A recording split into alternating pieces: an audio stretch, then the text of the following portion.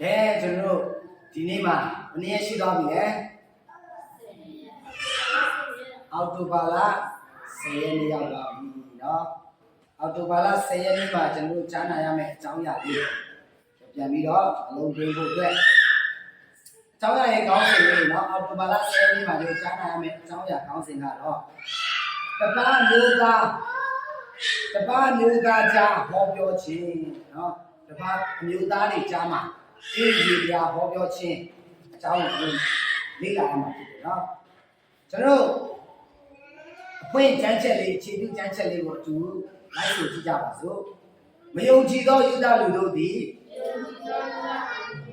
တပားမျိုးသားတို့ကိုနိုးဆော်၍ညီကိုတို့အားမနာလိုသောစိတ်ရှိစေခြင်းကချောစားကြသည်မနောဝတ္ထုခန်းကြီး14အငယ်2ဒီမှာဆိုရင်ကျွန်တော်တို့မနေ့တော့ကကျွန်တော်ကြားနာလေ့လာခဲ့ရတယ်မနေ့ကနည်းနည်းရောက်ပို့မှာပေါ့နော်ကျွန်တော်လေ့လာခဲ့ရတဲ့အခါမှာရှင်ဘောလူနဲ့ဘာနဘာတို့ကဆိုရင်နော်နေတဲ့ပြင်လေကံယုံတဲ့တစ်လျှောက်တို့ဖြီးသွားတယ်ပြီးတော့ဖျားရဲ့မှုတော်မြတ်ကို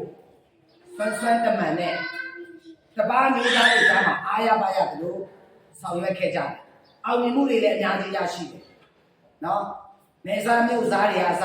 တို့ရဲ့အင်္ဂလိပ်စကားကိုယုံကြည်လက်ခံလာတဲ့အရာတွေ့ရတယ်တိုးတော်လည်းပဲကျွန်တော်မနေ့ကလေ့လာတဲ့အထဲမှာလည်းပဲနှောက်ယှက်ချက်စီးတဲ့အရာတွေလည်းအများကြီးရှိခဲ့တယ်ဗျာကျွန်တော်လေ့လာခဲ့တယ်နော်တို့စာရမဏေရဲ့နတ်ဆိုးတွေကအစနှောက်ယှက်တယ်လူတွေကလည်းစီးကြတယ်ဒီနေ့မှလည်းကျွန်တော်ရှင်ဘောလူတို့ရဲ့သာသနာကြီးစဉ်မှာတပားမျိုးသားတွေကြားမှာတော့ဘုရားသခင်ရဲ့အကြောင်းဖန်ဆင်းရှင်ဘုရားကြောင့်တစ်ခါမှမကြားဘူးသေးတဲ့သူတွေကြားမှာတို့ရဲ့သာသနာပြုကြီးစဉ်အင်မမအောင်မြင်လာခဲ့တယ်တိုးတော်လည်းပဲဘသူတွေကစီးကြကြတယ်လေဆိုတာကိုကျွန်တော်ဒီနေ့မှလေ့လာသွားကြမှာဖြစ်တယ်။ကျမ်းစာထဲမှာကျွန်တော်တွေ့ရသလိုပဲမယုံကြည်တဲ့ယူဒလူတွေဟာဆိုရင်တဲ့မယုံကြည်တဲ့ယူဒလူတွေဟာဒီရှင်ဘောလုံးနဲ့ဘာနဘတ်တို့ရဲ့သာသနာပြုတဲ့တပားမျိုးသားတွေစီမှာတို့ကတွားပြီးတော့ဂုံချောကြတယ်ဂုံတိုက်ကြတယ်တပားမျိုးသားတွေကိုနှိုးဆော်ပြီးတော့နော်သူတို့ကိုယ်တိုင်ကလက်မခံလို့သူတို့စီကနေပယ်သွားပြီးတော့တပားမျိုးသားတွေစီကိုဟောလာတဲ့တမန်တရားတွေလုံးပတ်တော်တွေတို့အေဝံဂေလိသတင်းကောင်းတွေတို့သူတို့ကပြန်ပြီးတော့တိုက်ခိုက်ကြတယ်။နော်သူတို့ကိုယ်တိုင်နားမထောင်တော့ကဘူးတကားကိုပါနားမထောင်ဘူးတွေ့သူတို့လှုပ်ဆောင်တဲ့အရာတွေကိုတွေ့ရတယ်။ဘယ်လောက်ထိရက်ဆက်ရုံမာတဲ့ဒီတွေလဲနော်သူတို့ရဲ့ချင်းကလည်းညီကိုတို့ကိုမနာလိုသောစိတ်ရှိခြင်းကသာသနာပြုလာတဲ့ပေါလုတို့နော်ဒီမာကုတို့ဘာနဘတ်တို့ဒီပုဂ္ဂိုလ်တွေကိုမနာလိုဖြစ်ဖို့အတွက်နော်စိတ်သူတို့ကိုသူတို့ရဲ့ပြောစကားတွေကိုနားမထောင်စေဖို့ဒီကအင်္ဂလိပ်စကားကိုနှောက်ယှက်ချက်စီဖို့လည်းစီးတာကြတယ်အမျိုးချင်းတွေကနော်အမျိုးချင်းတွေကပို့ပြီးတော့စီးတာတယ်တပားမျိုးသားတွေကိုဒီတပားမျိုးသားတွေကိုသူတို့ကိုယ်တိုင်ကတပားမျိုးသားတွေကိုမဆက်ဆံခြင်းမပြောခြင်းဘူးတပားမျိုးသားတွေကိုလည်းလူရမသွင်းခြင်းနဲ့ယူဒလူမျိုးတွေကဒီခရိယန်သာသနာရဲ့ဒီအင်္ဂလိပ်စကားတွေတပားမျိုးသားတွေစီရောက်ပါတဲ့အခါမှာမနာလို့လေမနာလို့တဲ့တပားမျိုးသားတွေကနှုံးဆော်ပြီးတော့မျိုးဖြတ်လို့ဖြစ်စီလောက်တာတွေတွေ့ရတယ်နော်ဒီမယုံကြည်တဲ့ယူဒလူတွေဟာဆိုရင်ရှင်ဘောလူတို့ရဲ့သာသနာပြုခီးစဉ်တွေကိုပုံမူပြီးတော့ခက်ခဲစေဖို့အတွက်တို့လှုပ်ဆောင်ကြတယ်တမန်တော်တို့ကဆိုရင်ဒီနမစိတ်ဒုက္ခရောက်ရကြပါတယ်ရန်သူတို့လိမ့်လေပြောတဲ့စကားတွေကြောင့်နော်ရန်သူတို့ရဲ့လိမ့်လေပြောသောစကားများကြောင့်ရှင်ဘောလူနဲ့ပါဏဘတို့ကဆိုရင်အာနာပိုင်ရဲ့ရှေ့ကိုအချိန်ပေါင်းများစွာရောက်သွားရတယ်နော်သူတို့ကိုလိမ့်လေပြောတော့မှုတွေတက်တယ်အမျိုးသွေးချိုးလုံးဆောင်တဲ့အတွက်နော်တခါလေအာနာပိုင်ရဲ့လက်ထဲမှာမင်းစိုးရစာရဲ့ရှေ့မှာသူတို့တွေအချိန်ပေါင်းများစွာရောက်သွားရတယ်သို့တော့ဩဇာရှိသောသူများစေတဲ့တမန်တော်တို့ရဲ့သူတင်ဟောပြောတဲ့အရာတွေမှာတကယ်ကိုကောင်းတဲ့စာရိတ္တကောင်းကိုဖြစ်စေကြောင်းကိုသူတို့သိမြင်ကြတယ်တကယ်ကောင်းမှုနဲ့ဧဝံဂေလိသတင်းစကားတွေတမန်တရားတွေဖြစ်တယ်တော့သူတို့သိမြင်လာကြတယ်နိုင်ငံသားများကိုဥပဒေနဲ့ညီနေတိုင်းချင်းတွေကိုသူတင်တယ်စိတ်ဓာတ်ကောင်းများရရှိစေတဲ့သူတင်မှုမျိုးများဖြစ်တဲ့အတွက်ကြောင့်တမန်တော်ရဲ့သူတင်ချက်တွေကိုဒီမင်းစိုးရစာရစလက်ခံကြတာကိုပြရတယ်နော်ကျွန်တော်တမန်တော်ရဲ့တို့ရဲ့လှုပ်ဆောင်မှုတွေခက်ခဲကြကြအောင်အမျိုးမျိုးသောနှောက်ယှက်ခြင်းတွေကိုခံ ခံနေရတဲ့ကြားထဲမှာမှဒီတမန်တော်တွေကဆိုရင်မိတ်ဆွေတို့ကိုလွန်မြောက်ဖို့အတွက်ဧဝံဂေလိသတင်းစကားကိုသူကခဲရခဲစစ်အနေထားနေပဲပြီးခဲ့ကြတယ်စွန်းစွန်းစားစားနဲ့ကျိုးစားပန်းစားနဲ့သူတို့လှုပ်ဆောင်ခဲ့ကြတာတွေ့ရတယ်အထူးသဖြင့်လောကဒရာမျိုးနဲ့ပေတရီမျိုးကိုသူတို့ရောက်သွားတဲ့အချိန်မှာဆိုတမန်တော်တို့ရောက်သွားတဲ့အခါမှာ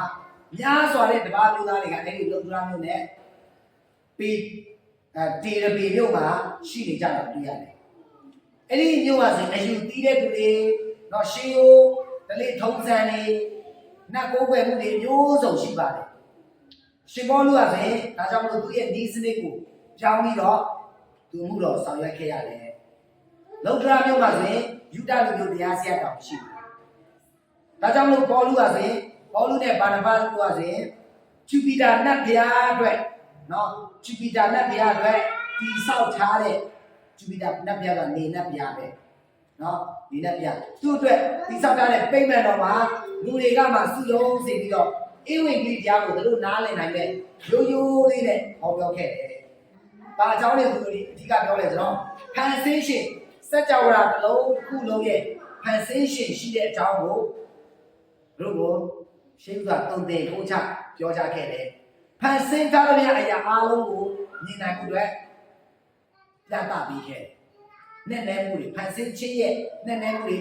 ဘုရားသခင်ရဲ့ဒီဇိုင်းတွေတော့ဒီအရာတွေကိုတို့ကိုပြသပေးခဲ့တယ်။ဒီလိုစီယုံဟောပြောခြင်းအဖြစ်စัจ java ကြီးကိုပုတ်ဆိုးတဲ့အရှိတပါးရှိတဲ့အကြောင်းကိုလူတွေအားမြင်တွေ့စေခဲ့ပါတယ်။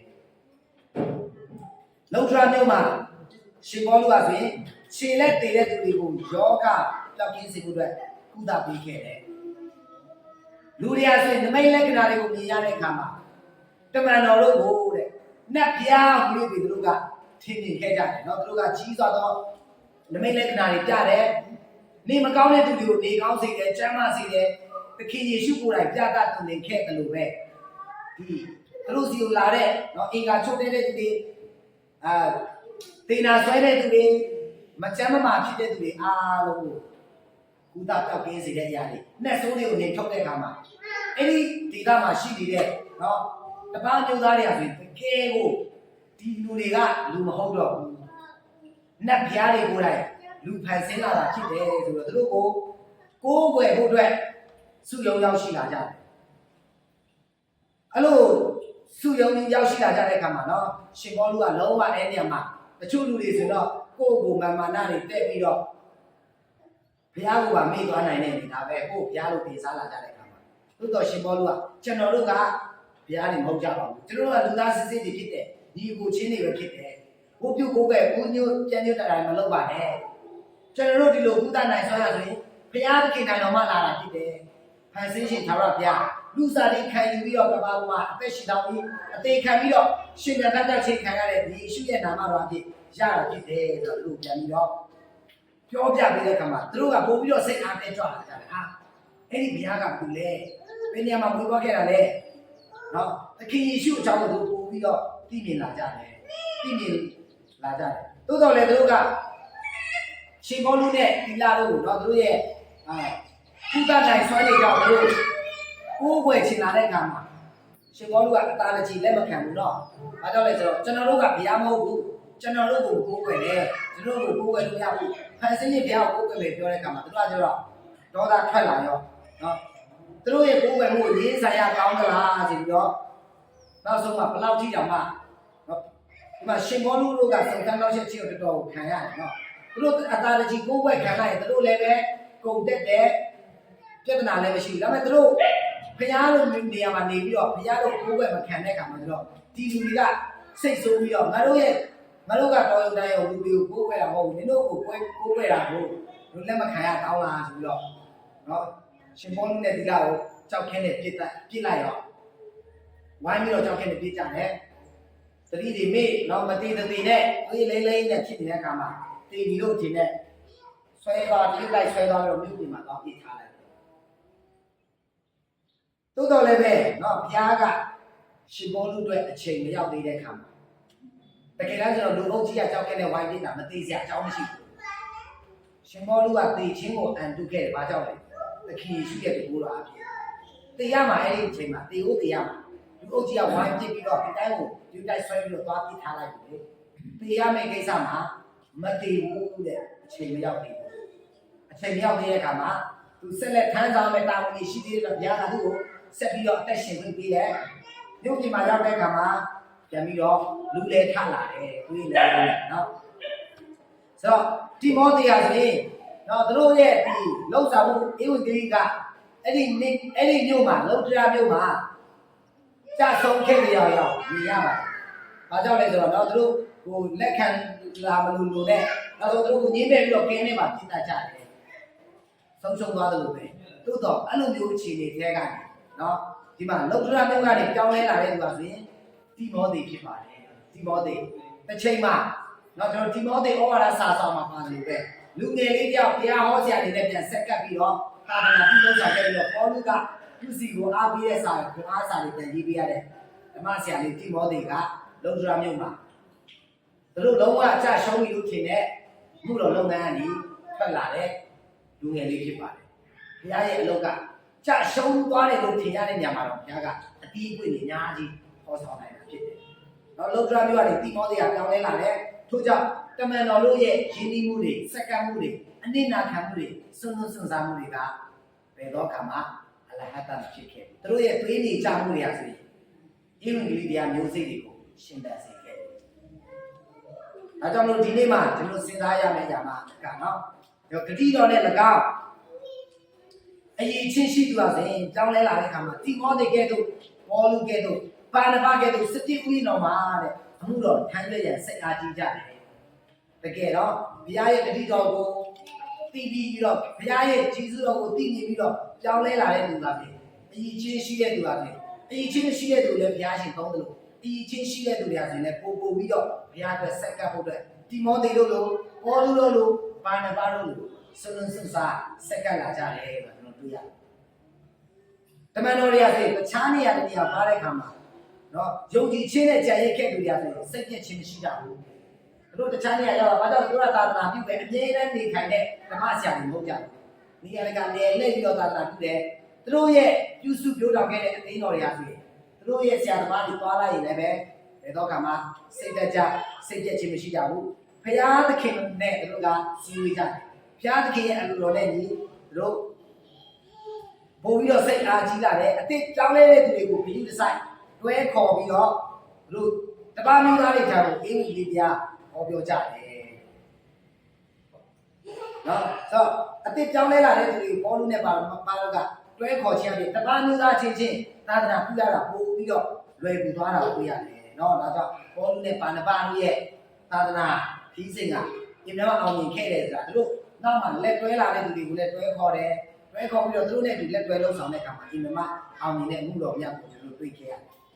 ်ဒီနေ့မှာကျွန်တော်တို့သင်ခန်းစာယူစရာကတော့ကျွန်တော်တို့အားဆိုရင်နဲ့ဘယ်နေရာကိုပဲသွားတာဖြစ်ပါစေ